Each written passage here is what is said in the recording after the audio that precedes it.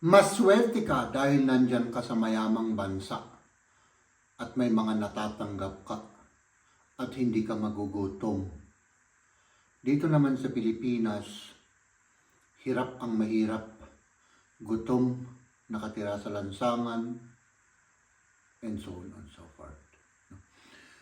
Yung comment na yon, o yung mga comment na ganun mga kaibigan, no? Gusto ko lang sagutin. No? Yung ibang comment naman na below the belt, ay wala na akong pakialam doon mga kaibigan. No? So unang-una sa lahat mga kaibigan, no? Almost 18 years na po ako dito sa Germany. No? At syempre, almost 18 years na rin akong nagtatrabaho. No? Nagtrabaho po tayo. No? Yung 18 years na yun mga kaibigan,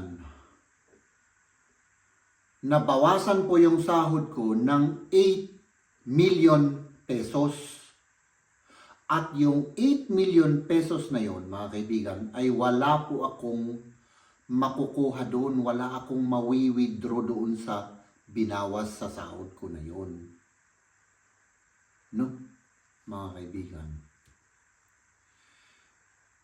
At kung may makukuha man ako doon, no, may makukuha lang ako kung mangangailangan ako. No? So, ibig sabihin mga kaibigan, 18 years lang yun ha.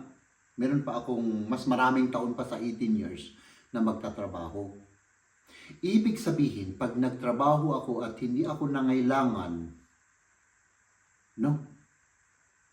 Hanggang mamatay ako, wala akong nising kong duling na makukuha dun, mga kaibigan. No? So yung mga nagsasabi na swerte ako dahil nandito ako, tama po yun. Pero tandaan nyo to mga kaibigan. Dito sa Germany, ay wala po silang ibinibigay na libre. No? Meron tayong matatanggap kung nawalan tayo ng trabaho, nagkasakit tayo, nadisgrasya tayo, no? Kung kailangan natin ng tulong ng mga nurses or caregivers, meron tayong matatanggap. Meron rin tayong matatanggap kung halimbawa na disgrasya tayo, hindi tayo makatrabaho, tatanggapin pa rin natin yung sahod natin. No? Pag nagkasakit tayo, matatanggap pa rin natin ang certain amount ng sahod natin. No? So habang nagre-recover ka sa sakit mo, halimbawa, ay may matatanggap ka. Pero hindi po ibibigay basta-basta yun mga kaibigan. No? Makakatanggap ka nun dahil binabawasan po yung sahod mo. Imagine mga kaibigan, 18 years, 8 million pesos. No? 18 years, 8 million pesos ang binawas sa sahod ko mga kaibigan. No? Oh. Diba? Kaya po mayroong mga ganun na mga benepisyo, mga opportunity. No? Hindi po kayo pupunta dito, no? At ibibigay lahat po sa inyo. Kung galing kayo sa Pilipinas, papunta dito sa Germany, na mahirap. No? Tapos, tamad pa kayo sa Pilipinas, tamad rin kayo dito sa Germany. Mananatili po kayong mahirap, mga kaibigan. Kasi walang ibibigay sa inyo. Kung hindi nyo mismo pagtatrabahuan, wala ring mangyayari sa inyo rito sa Germany.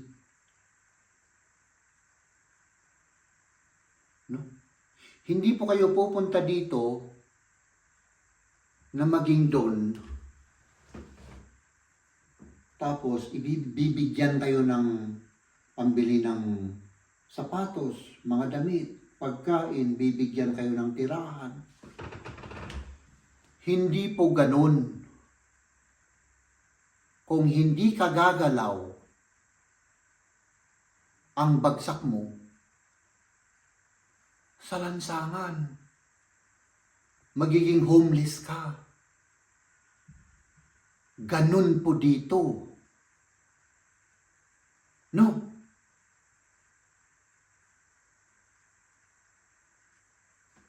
₱8 million kinuha sa akin. Binawas sa sahod ko.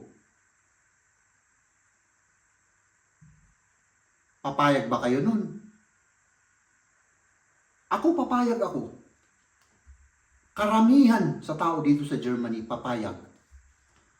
Dahil alam niyo kung bakit? Dahil may pondo. May pondo na nadadagdagan ng nadadagdagan para sa mga taong nangangailangan. No? At pagka ganun, basta lang hindi kurakutin, at pagka ganun na may mga pondo, no? Alam niyong mangyayari.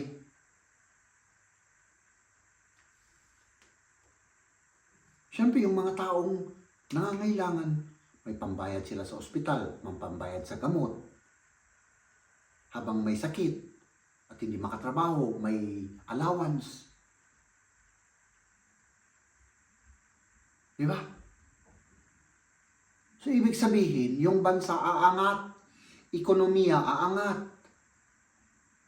No? Yung kahirapan, bababa. Mababawasan ang kahirapan. Kaya yung mga tao, kahit na ganun kalaki ang kinakaltas sa kanilang mga sweldo, payag sila para sa bansa nila. No? Mga insurances lang yun, mga kaibigan, no? Insurances lang yung mga yun. No? Mayroon pang mga taxes na binabawas rin sa sahod natin. No? Siyempre, para sa ibang bagay naman, sa mga proyekto, infrastructure, ganon. Ganon po yun, mga kaibigan. Hindi ka po pupunta dito, halimbawa, pupunta ka ritong tamad at mag-i-expect ka na aangat yung buhay mo, walang mangyayari sa'yo rito. Wala. No? Yung mga tao rito, madisiplina, masisipag. Mahal nila ang kanilang bayan, mahal nila ang kanilang bansa. Kaya ikaw naman, kagaya ko, pag galing ka sa Pilipinas, pumunta ka rito, ganun din ang expectation sa'yo. Maging masipag ka, mahalin mo ang bansa nila. No? Iangat mo ang buhay mo sa kahirapan para makatulong ka sa ekonomiya.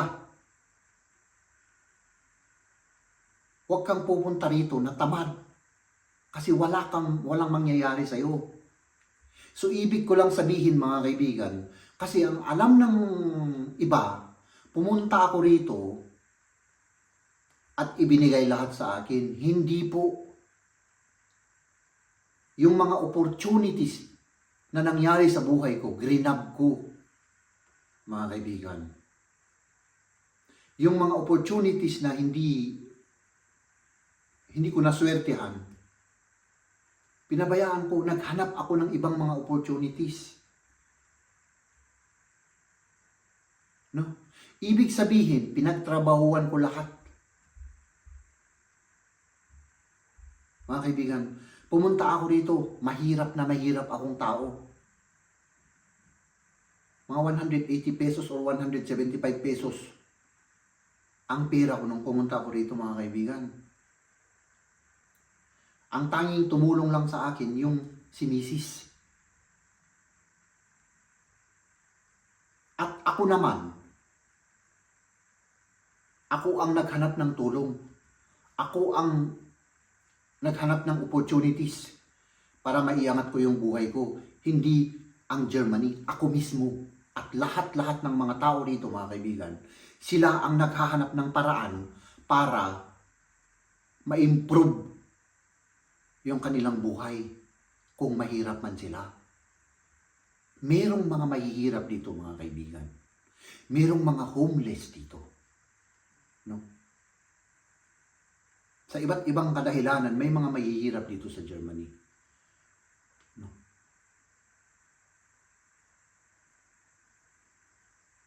Pero kung kagaya niyo ako, na walang sakit, no? Ang problema ko lang, wala akong pera. Kung kagaya ninyo ako, na pumunta rito, kayo mismo ang gagawa ng paraan. No?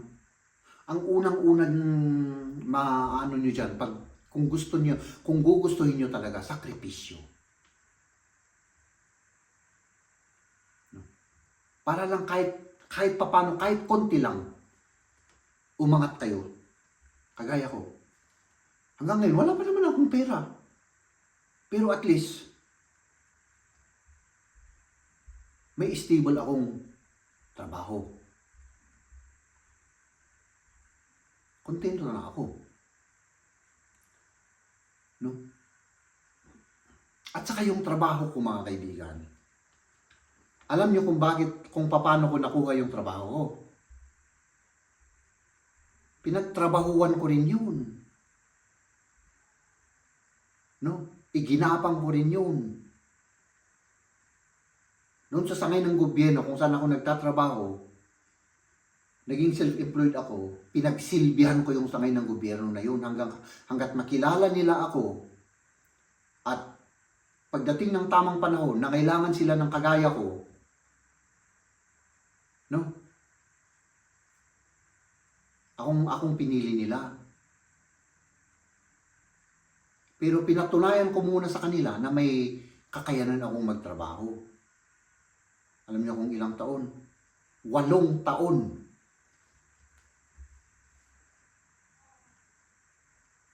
Hindi ko dapat makukuha yung pwesto na yun kasi yung isang para bang ano ko doon, parang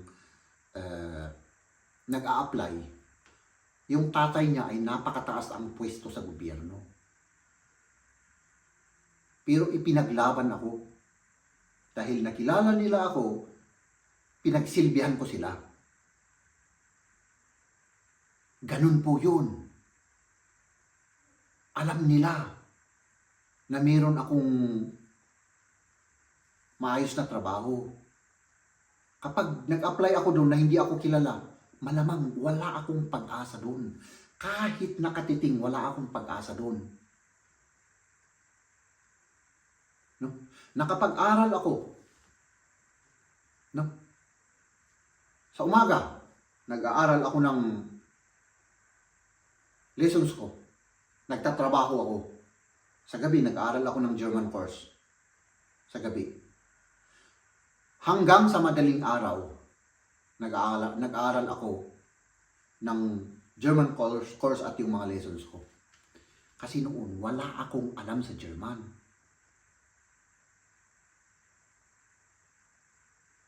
No?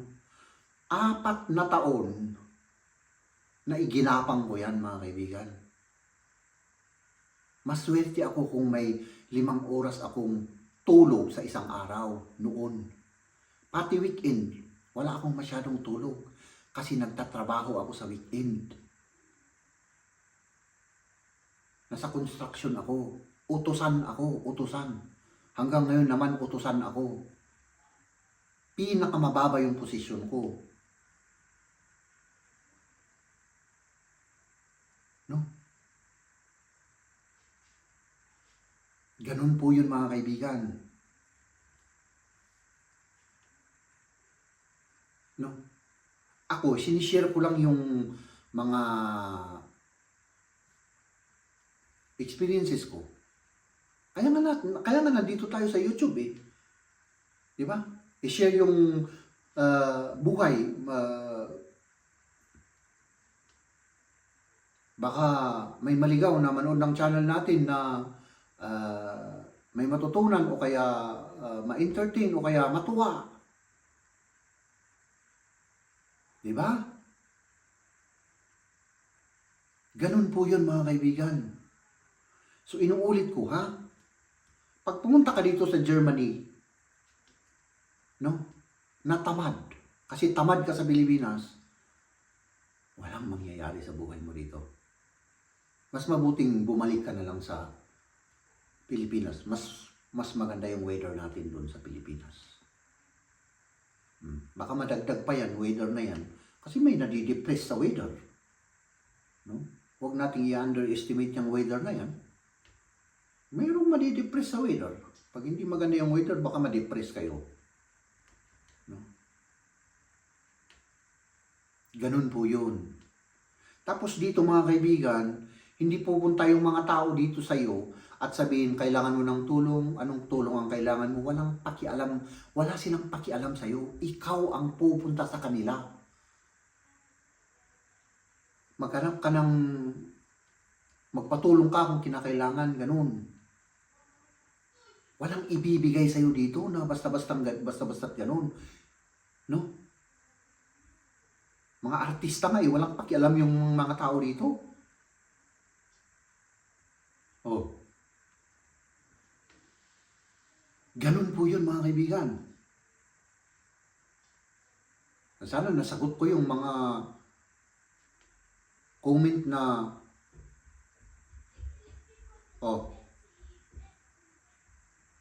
dahil sa mayaman ng bansa na yan, swerte ka, nandyan ka. Pagdaanan nyo muna yung aking pinagdaanan bago nyo yan sabihin sa akin. No? Pumunta kayo dito na 180 pesos ang pera. Mag-umpisa kayo sa wala. Magtapos kayo ng pag-aaral, mag-master kayo ng 2 years, hindi ko ito pinagyayabang para lang maintindihan ng mga nagko-comment ng ganun. Mag-self-employed kayo ng, I think, 9 years. May mga tauhan kayo. No? Mangontrata kayo sa construction. Oh. Tapos pumasok kayo sa gobyerno. Kung wala kayong nagawa, wala kayong napatunayan, hindi kayo makakapasok sa gobyerno dito mga kaibigan. No. Ganun lang yun mga kaibigan. Ich muss kurz. Okay. Ja. Tschüss, good night. Ganun lang yun mga kaibigan. Kaya, no? Palawagin natin yung ating pag-iintindi sa mga bagay-bagay. Ladies and gentlemen,